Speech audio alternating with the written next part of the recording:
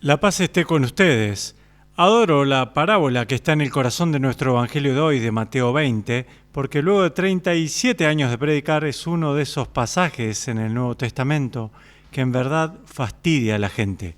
Podría tomar un puñado, 4 o 5, la historia de Marta y María es otra, pero esta es una que luego de todos los años que he estado predicando, más gente se me acerca y me dice: Padre, obispo, no comprendo esa parábola. O en verdad me fastidia, ¿cómo puede estar bien? No sé a qué se está refiriendo Jesús aquí.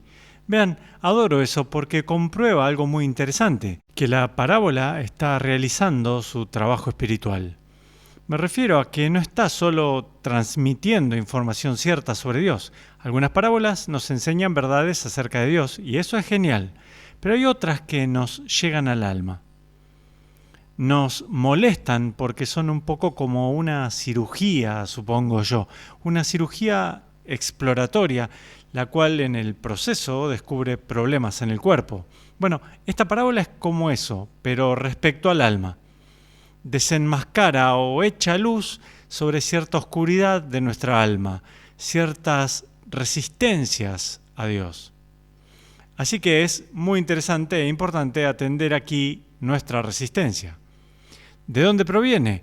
¿Por qué no me gusta esta parábola? ¿Por qué me molesta esta parábola? Bueno, saben de qué estoy hablando. Esta parábola sobre el reino de los cielos, que es como un hacendado que salió y contrató obreros para su viñedo a primera hora de la mañana y dijo: les pagaré 1 denario por día. Ellos dijeron: genial, así que trabajaron todo el día al rayo del sol. Luego salió al mediodía, contrató a otros, mismo acuerdo, otros a las 3 y finalmente al final del día contrató obreros. Y luego llegó el momento del pago y aquellos que fueron contratados al final del día, que trabajaron solo por 1 hora, recibieron 1 denario. Naturalmente, aquellos contratados temprano pensaron: es genial, recibiré más, pero recibieron el mismo denario que aquellos que fueron contratados a las 5. E incluso aquellos que fueron contratados a las 9 y trabajaron todo el día al rayo del sol, recibieron lo mismo. Y chillaron: bueno, esto no es justo, es injusto. Esta gente trabajó por 1 hora, yo trabajé 8 horas, ¿por qué se nos paga lo mismo? Bueno, por supuesto, todos ven la conexión con la vida espiritual. Digamos que te has dedicado toda la vida honrando a Dios y haciendo lo que se te dijo que hicieras e intentando ser una buena persona y siguiendo los mandamientos de la iglesia. Y supongamos que alguien, al final de su vida, luego de vivir una vida terriblemente disoluta o de violencia o profundo pecado, se arrepiente al final. ¿Está bien que reciba el mismo premio que tú recibirías? ¿Los dos irán al cielo? Recuerdo haber escuchado esta historia de un viejo sacerdote amigo mío. Esto se remonta a los años 30 o 40 y había un sicario infame de una mafia en Chicago. Quiero decir, una de las peores personas que pudieran imaginarse, alguien que ha dedicado su vida a matar gente. Y estuvo involucrado en un tiroteo y está tirado en la calle muriéndose. Era católico, sin embargo, y tuvo la presencia de ánimo para pedir por un sacerdote. Y vino el sacerdote y con sus suspiros finales, este hombre confesó sus pecados y luego murió.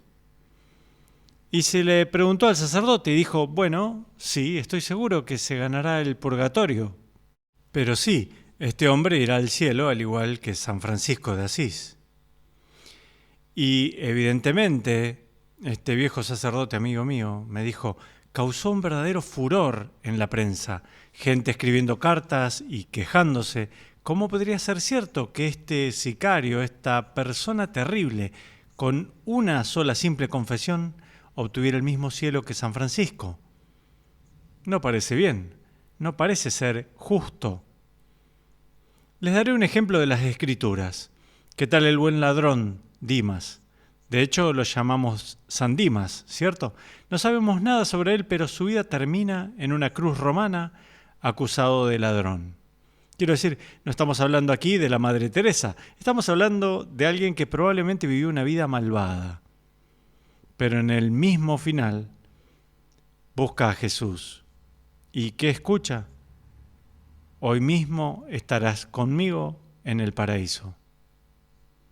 Bueno, imaginen a alguien que ha sido católico toda su vida, Ha atravesado toda clase de luchas y tentaciones, se ha sostenido allí, ha realizado la obra del Señor, ha intentado ser bueno, justo, ha batallado y ha superado las pruebas. ¿Y recibe el mismo premio que este tipo, que Dimas? De hecho, San Dimas no parece justo. No parece ser justo. A esta altura, aquí es donde está cortando el bisturí, aquí es donde está brillando la luz.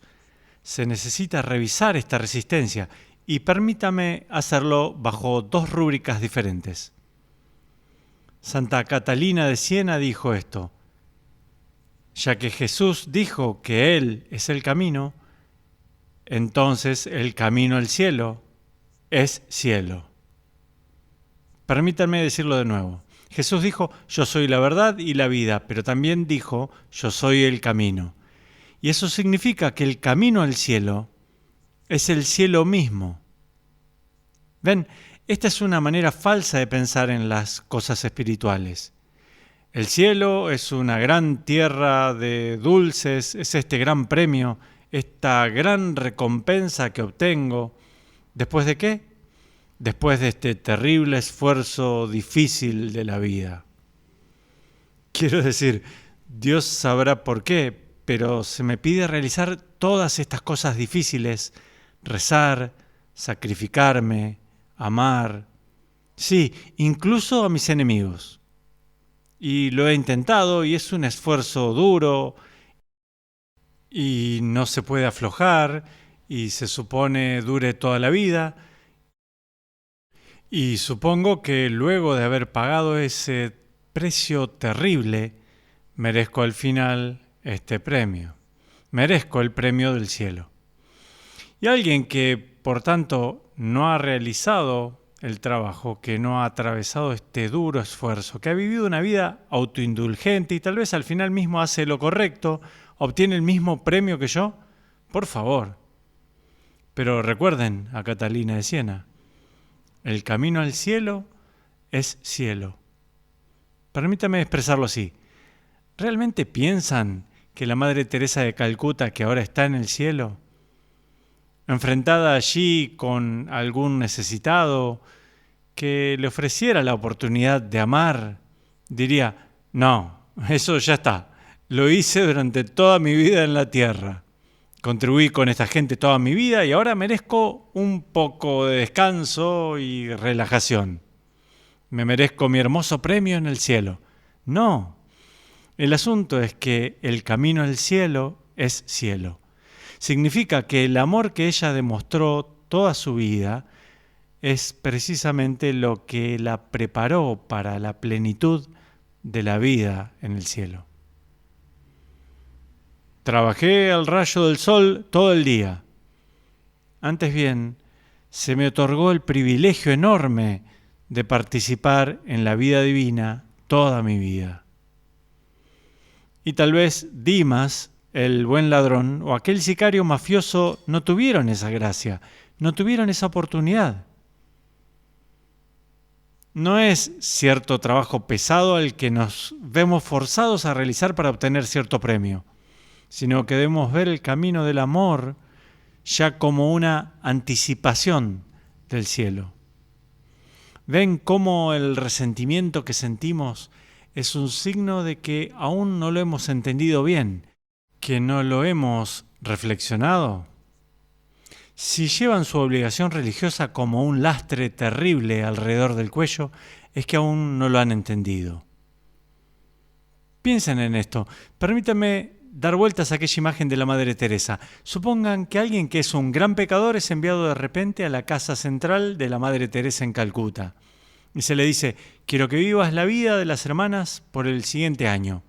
Y está totalmente desacostumbrado a eso. Ha sido una persona autoindulgente, no se ha involucrado nunca en tareas de amor y ahora aquí está en el peor barrio pobre del mundo, cuidando a los más pobres de los pobres. Diría: aterricé en el infierno. Pero imaginen ahora que a su tiempo, al entregarse a esa vida, al rendirse a ella, se da cuenta: esta es la vida de amor a la que he sido llamado.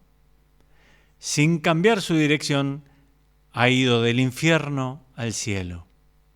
Es que cuando dicen, he trabajado todo el día al rayo del sol, entonces es que aún están en el infierno de su propia autoindulgencia.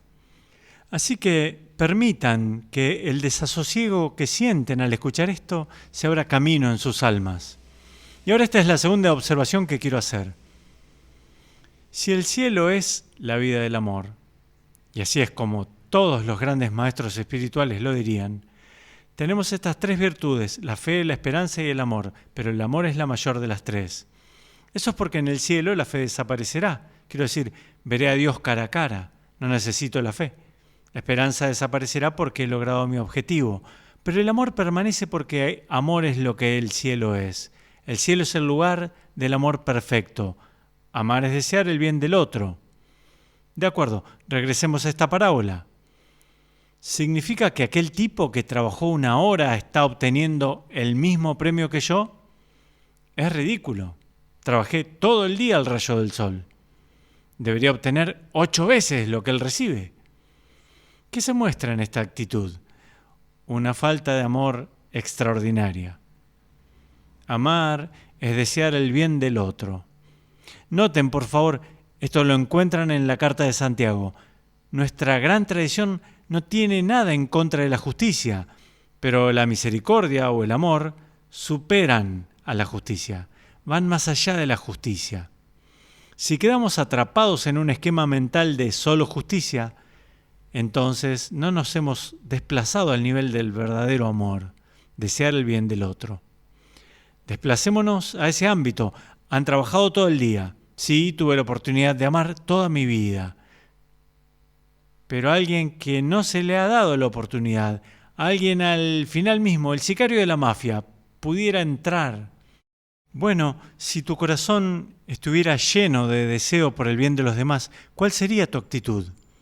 Grandioso, buenísimo, estoy encantado.